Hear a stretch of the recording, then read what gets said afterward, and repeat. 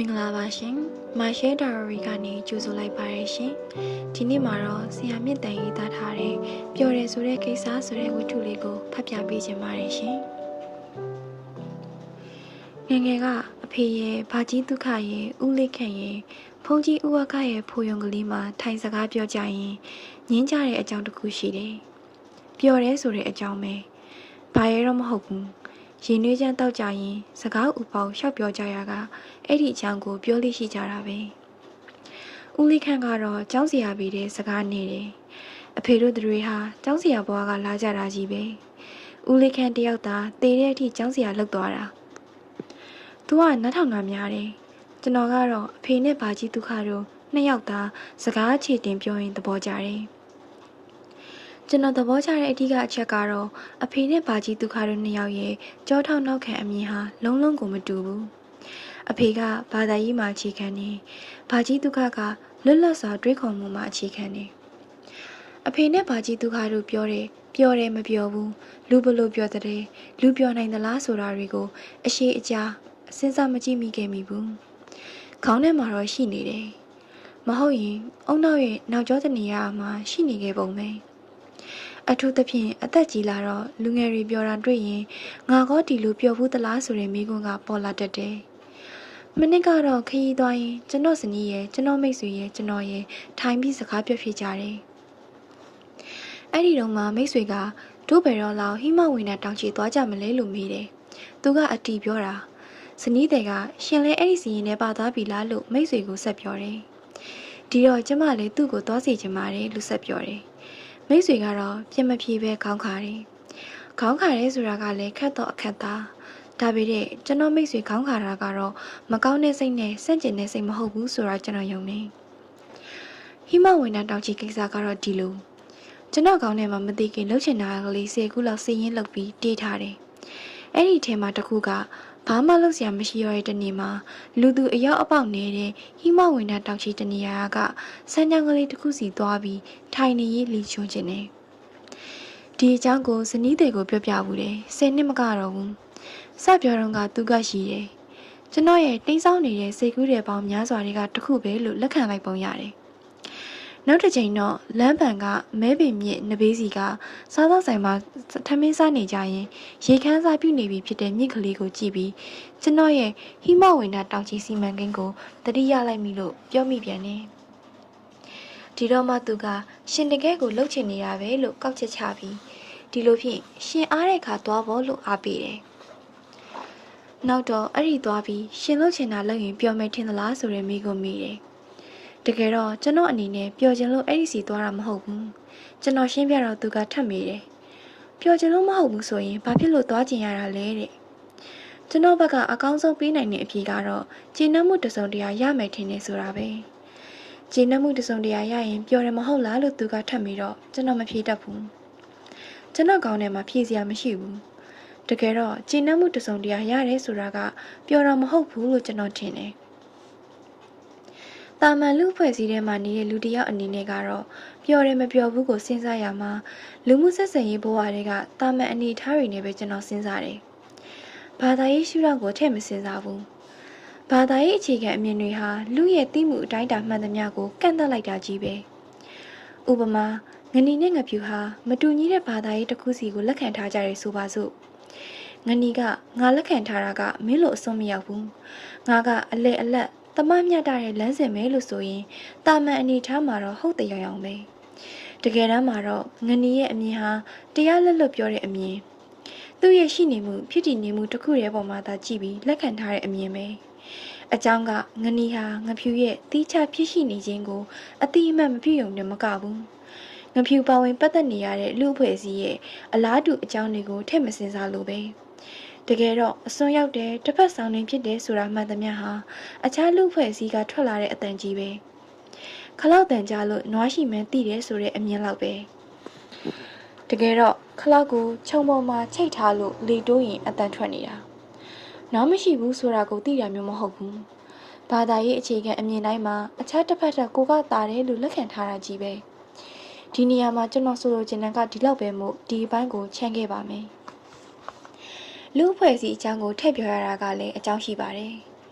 လူဖွဲ့စည်းဟာမရက်မသားပြောင်းလဲနေတယ်။ပြောင်းလဲနေတယ်လို့ဆိုရမှာတိုးတက်တယ်ကောင်းလာတယ်ဆိုတာတွေနဲ့တရားတယ်တမျိုးတစားနဲ့မမြင်စီခြင်းဘူး။တိုးတက်တယ်ကောင်းတယ်ဆိုတာကတီးခြားပေတယ်နဲ့တိုက်ရမယ့်ကိစ္စ။ပြောင်းလဲနေတာဟာပြောင်းလဲနေတာပဲ။ပြောင်းလဲနေခြင်းကြောင့်လူဟာသူပါဝင်ပတ်သက်နေရတဲ့လူအဖွဲ့အစည်းတွေမှာအခက်အခဲတွေနဲ့တိုးရတော့တယ်။ပြောရရင်တော့ပြောင်းလဲလာတဲ့လူအဖွဲ့အစည်းတွေနဲ့တီးခြားလူတဦးချင်းစီရဲ့ဆန္ဒအလိုတတ်မှတ်မှုတွေအကြားမှာပြဿနာတွေပေါ်လာတယ်။လူတဦးချင်းစီရဲ့ဆန္ဒနဲ့လူအဖွဲ့အစည်းရဲ့ဖြစ်ရှိနေခြင်းအကြားမှာအမိမောက်မတည့်တာတွေပေါ်လာတယ်။လူတယောက်အဖို့နေ့စဉ်ဘဝထဲမှာအမိမောက်မတည့်တာနဲ့တိုးရရင်ပျော်ရဲဆိုတာမရှိနိုင်တော့ဘူး။ကိုအပြစ်ဖို့တာများလာမှာပဲ။1930မှာပုံနှိပ်ထုတ်ဝေခဲ့တဲ့ Sigmund Freud ရဲ့ Civilizations and its Discontent မှာရည်ကျင်းမှုတိုးတက်လာတဲ့ဆိုတဲ့အတွက်လူတွေဘက်ကဆုံးရှုံးသွားရတာကတော့ပျော်ရွှင်ခြင်းပဲစာ81လို့ဆိုခဲ့တယ်။ဒီလိုအနေထားမျိုးမှာကိုချင်းတရားလေးနဲ့နေရင်ဖြစ်ပါတယ်ဆိုတာမျိုးဥပိ္ပခာပြုနိုင်ရင်ပြီးတာပဲဆိုတာမျိုးတွေကိုအပြည့်သဘောမျိုးပြောနေတာတွေအပေါင်းကြီးကြားရပူပါတယ်။တကယ်တော့ဒီအပြောမျိုးဟာဘာသာရေးတစုံတရာကိုကြောထောက်နှုတ်ကန်သဘောထားပြီးပြောတာပဲ။လူအဖွဲ့အစည်းထဲမှာနေ့စဉ်ဘဝထဲမှာအသက်နဲ့ကိုတွဲနေဖို့ကြိုးစားနေရတဲ့လူတိုင်းမှာအဲ့အမြင်ကိုလက်ကင်မထားနိုင်ဘူး။လက်မကိုမီတာနဲ့တိုင်းတာမျိုးပိတ်တာကိုကီလိုနဲ့ချိန်တာမျိုးမလုပ်နိုင်ဘူး။ရှင်းနိုင်အောင်ရက်ဝန်တစ်ခုလိုမယ်။လူအဖွဲ့အစည်းတွေကနေ့စဉ်ဘဝတွေကိုတီးခြားအဆောက်အအုံတွေဖြစ်နေကြတဲ့ဘာသာရေးအမှုပညာစတာတွေကိုမလိုအပ်ပဲဆွဲသွင်းလာပြီးချိန်တွန်းခိုင်းလို့မဖြစ်ဘူး။လူအဖွဲ့အစည်းရဲ့ကစင့်ကလျားဖြစ်နေခြင်းဟာတာမန်အသွင်ဆောင်နေတယ်။ဒီကနေ့ပြောနေကြတဲ့တာမန်ဆိုတာကအထင်းကိုမိတ်ထားတဲ့ပုံစံပဲ။ကလေးတယောက်ကိုလွတ်ထားတာဟာတာမန်ပဲလို့မြင်ထားတတ်ကြတယ်။နိုင်ငံတစ်ခုအနေထားနဲ့ဆိုလို့ရှိရင်အထူးသဖြင့်ဖွံ့ဖြိုးစားနိုင်ငံတွေမှာရေးသားမထားပြီးတဲ့လွတ်ပေးထားတဲ့မူကိုသုံးနေကြတာများတယ်။အဲ့ဒါကလည်းမဟာဗျူဟာဌာနကြီးတွေရဲ့လိလာချက်တွေအောက်ကထွက်လာတာ။မျက်နှာစာအတော်များများမှာလွတ်ပေးထားမှုကိုသုံးတဲ့အတွက်အုတ်ချုပ်ရေးအပိုင်းမှာရန်နေတယ်။တနည်းဆိုရရင်အုတ်ချုပ်ရေးအပိုင်းအတွက်ဖြည့်ဆည်းနေစရာပြဿနာနေလို့သူတို့ဘာသာလှုပ်ချင်ရလှုပ်ခွင့်ရတဲ့သဘောပဲ။အုတ်ချုပ်ရေးအပိုင်းကိုမိထားတယ်။လစ်လူရှူထားတယ်။တကယ်တမ်းမှာတော့အဲ့ဒီလူအဖွဲ့အစည်းတွေမှာဗတ်စုံမပြောရှင်နိုင်မှုကြီးတွေနဲ့ရှင်သန်လှုပ်ရှားနေတာပဲ။တာမန်ဆိုတာကိုပေါမခလိုင်းအာဒီလိုင်းစကားနဲ့ဆိုရရင်အောက်ပုံဘဝအပေခံဘဝစတာတွေရဲ့ထုတ်ကုန်ပဲ။လူရဲ့အတွေ့အကြုံပေါ်တက်ရောက်နေတဲ့ဖြတ်လို့ဖြက်စီအပြုတ်မှုတွေပဲ။ဒီကနေ့လူအဖွဲ့အစည်းတွေမှာတီးခြားလူအဖွဲ့အစည်းတဝူးချင်းစီဟာရေဘူးကကြတဲ့မပြောရှင်မှုနဲ့နေ့စဉ်ဘဝမှာရှင်သန်နေကြတာပဲ။ဘာရဲလို့မပြောနိုင်ပြီးတဲ့မပြောရှင်နိုင်မှုဟာရှိနေတယ်။ Bertrand Russell ပြောခဲ့ပြီးတဲ့စကားကိုယူပြောရရင်နေ့စဉ်ဘဝတွေကလူတွေမပြောရှင်နိုင်တာဟာလူရဲ့အပမှာရှိနေတဲ့အကြောင်းကြောင့်ပဲလို့မပြောနိုင်ပြီးတဲ့လွတ်အောင်ရှောင်ပြေးလို့မရနိုင်ဘူးလို့ပဲပြောရလိမ့်မယ်။အမှန်ပဲလူတိုင်းရဲ့စီမှာပြန့်လွင့်နေတဲ့အတွေ့အကြုံတစ်ခုဟာမပြောရှင်နိုင်တဲ့အတွေ့အကြုံပဲ။မပြောရှင်နိုင်တာကငါဟာလူအဖွဲ့အစည်းအတွက်မစွမ်းဆောင်နိုင်ပါကလားဆိုတဲ့အသည့်ဟာလူရဲ့သိမှုတနေရာမှာကန့်ညိနေတာလည်းပါတယ်။ဒီကနေ့ကဘာကြီးဟာကုလူဆက်ဆံမှုမြန်လာတယ်။ရှာဖွေလောက်ကန်စားတော့ပုံတွေကလည်းမြန်လာတယ်။ဒီတော့လေလူအများကြီးဟာကိုယ်နဲ့ဆိုင်တာရောမဆိုင်တာတွေပါသိလာကြရတယ်။ဆိုရလာတာကတိယုံနဲ့ရက်မနေတော့ပဲကိုယ်နဲ့ဆိုင်တယ်လို့ထင်မှတ်မှားလာကြတာပဲ။အရက်စကားနဲ့ဆိုရရင်တော့ကိုပြဿနာကိုကိုယ့်ဘာသာရှာလာတာပဲ။မိမိဘာသာကျင့်တဲ့တရားမှုဘဝကိုဆွန့်လွတ်လာကြတာပဲ။ဥပမာမိသားစုတစုကိုပဲပုံစံတစ်ခုအနေနဲ့ယူကြည့်ပါ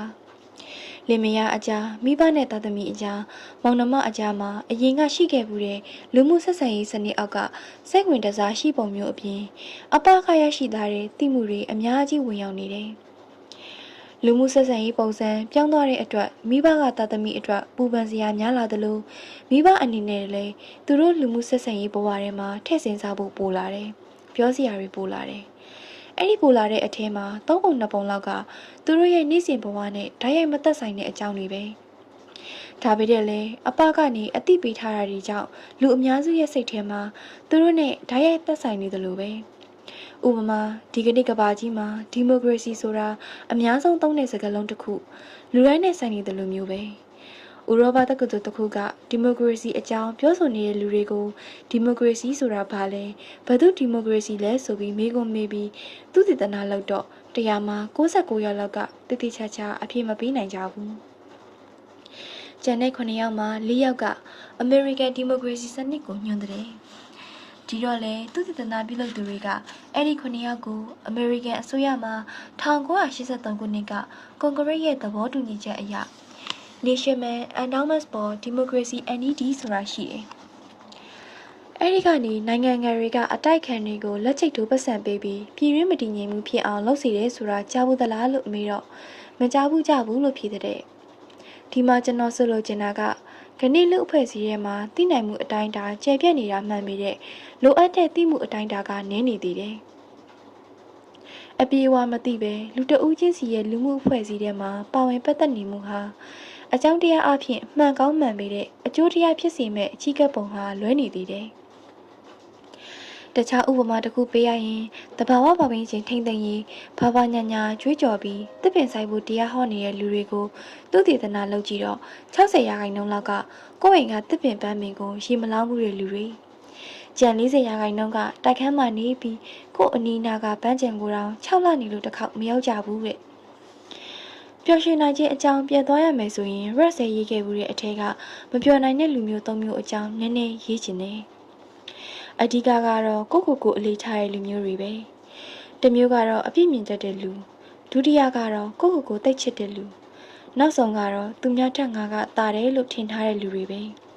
။ဒီလူတွေဟာတိတိကျကျနဲ့အဲ့ဒီလိုဖြစ်နေတာဖြစ်ချင်မှဖြစ်မယ်။ဒါပေမဲ့တနည်းမဟုတ်တနည်းလူတိုင်းဟာအဲ့ဒီလိုမျိုးဖြစ်နေတတ်တယ်တဲ့။ကိုအပြည့်မြင်တဲ့လူဆိုတာကမြင်ရကိုအမှားကြီးပဲအမှားလုပ်နေကြတာပဲလို့မြင်တတ်တဲ့လူတွေပဲတကယ်တော့ဒီလိုလူတွေဟာသူတို့ရဲ့ပင်ကိုသဘောတဘာဝနဲ့သူဖြစ်စေခြင်းနဲ့ရစေခြင်းနဲ့ကိုချင်းတရားပိုင်းဆိုင်ရာပြည့်စုံမှုနှစ်ခုတို့အကြားမှာအမြဲတမ်းပဏိပခဖြစ်စေတဲ့လူတွေပဲသူဖြစ်စေခြင်းနဲ့ရစေခြင်းနဲ့ကိုချင်းတရားပိုင်းဆိုင်ရာဆိုတာကပြည့်စုံရမယ်ဆိုလို့တော့မဖြစ်နိုင်ဘူးကများတယ်ဒီတော့လေဒီလိုလူမျိုးမှာအမြဲလိုမကြည်မနှက်ဖြစ်နေမှာပဲမကြည်မနှက်ဖြစ်နေတာဟာအပြစ်တစ်ခုဖြစ်နေတဲ့သဘောပဲမကြည်မနှက်ဖြစ်နေတဲ့လူတရားဟာဘယ်လိုလုပ်ပြီးပြောနိုင်မှာလဲဒုတိယအမျိုးအစားဖြစ်တဲ့ကိုသိချစ်တဲ့လူကတော့ပထမလူလိုမြင်ရနဲ့မထိုင်ရမသက်ဆိုင်ဘူးသူ့ကိုယ်သူနဲ့ပို့ဆိုင်တယ်သူကသူ့အသွင်အပြင်သူ့လိုအပ်မှုသူ့အတွက်အရေးပါမှုသူ့အခွင့်အရေးတွေအားလုံးကိုပေါင်းစည်းလက်ခံထားတဲ့လူသူအနေနဲ့အဲ့အရာတွေနဲ့ပတ်သက်လို့လိုအပ်ချက်တွေကိုဘယ်တော့မှဖြည့်တင်ပေးနိုင်မှာမဟုတ်ဘူးသူများကိုသူကအားကြတာနဲ့သူ့ကိုသူများကအားကြစေချင်တာအကြားမှာသူ့ဘဝဟာခလောက်ဆန်နေမှာပဲပြေစုံပန်တဲ့သူခန်းစားတွေ့ကြုံနေရတာတွေအပေါ်မှာလဲသူ့အနေနဲ့ဂရုစိုက်နိုင်မှာမဟုတ်ဘူးဒီတော့လဲသူ့အဖို့ပျော်ရွှင်စရာတိုးပွားဖို့ဘာကြောင့်မှမရှိတော့ဘူးသူများထက်ငါတာတယ်လို့မြင်ထားတဲ့လူအဖို့ကတော့ဘာလို့သူများထက်တာဖို့ကအကြောင်းရင်းပဲတနည်းဆိုရရင်ဩဇာအာဏာဟာသူ့အတွက်အထီးကဩဇာအာဏာဆိုတာကဒီနေရာမှာတိုင်းပြည်အုပ်ချုပ်မင်းလုပ်တာကိုဆိုလိုတာမဟုတ်ဘူးအရက်စကားနဲ့ဆိုရရင်တော့သူများအပေါ်ကြောနေရတာကိုဆိုချင်တာဒီလိုလူမျိုးမှာဘယ်လိုလုပ်ပြီးပျော်ရွှင်စရာရှိမှာလဲလူတွေဟာကိုယ့်ဘဝကိုရည်တည်နိုင်ဖို့အောင်မြင်ဖို့ဆိုတာတွေကိုလုပ်နေကြရတာကြီးပါပဲဒါကိုမငြင်းနိုင်ဘူးဒါကြောင့်လဲကိုမြေတောင်မြုပ်ပြီးတဲ့နီလန်မြန်မာလိုတက်ကြမ်းလို့လဲခေါ်ရခြင်းနဲ့စာအုပ်တွေအပုံကြီးထွက်နေတာအောင်မြင်မှုစ조사ရမှာရှေ့မှာရက်ဆဲပြောခဲ့တဲ့လူအမျိုးအစားတစ်ခုခုတည်းကိုတစ်ချိန်မဟုတ်တစ်ချိန်တော့ကြာသွားမှာပဲအဲ့ဒီအတွက်ဝမ်းနည်းစရာမဟုတ်သလိုဝမ်းသာစရာတော့လည်းမဟုတ်ဘူးဒါပေမဲ့အောင်မြင်ကြောင်းလမ်းကိုလိုက်တာဟာပျော်ရွှင်စရာပျော်ရွှင်ကြောင်းကိုလိုက်တာတော့မဟုတ်ဘူးအောင်မြင်မှုရတိုင်းစိတ်ထဲမှာကျဉ်းတဲ့စရာတစ်ခုခုကိုရကောင်းရပေမဲ့ပျော်ရွှင်စရာတစ်ခုတော့ဖြစ်မလာဘူး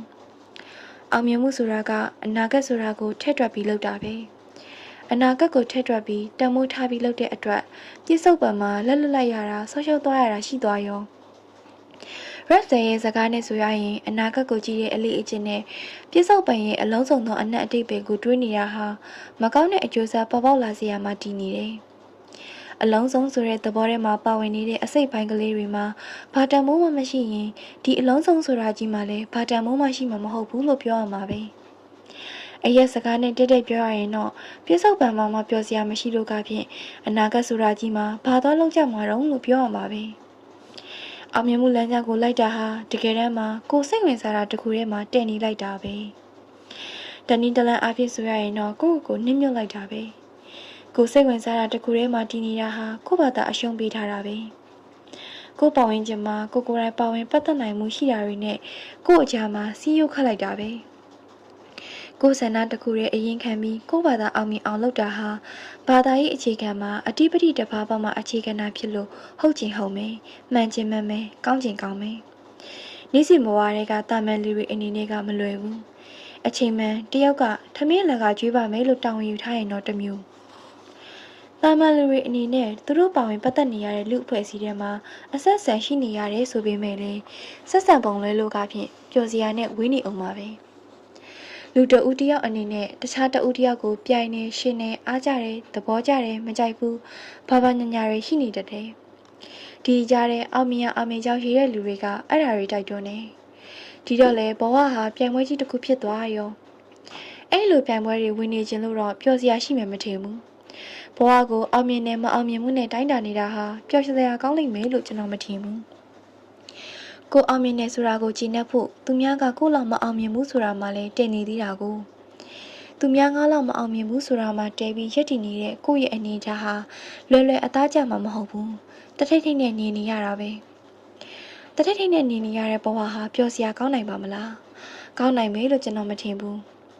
ကြပြဆရာအာမန် Rex အာမန်စကားနဲ့ပြောရရင်တော့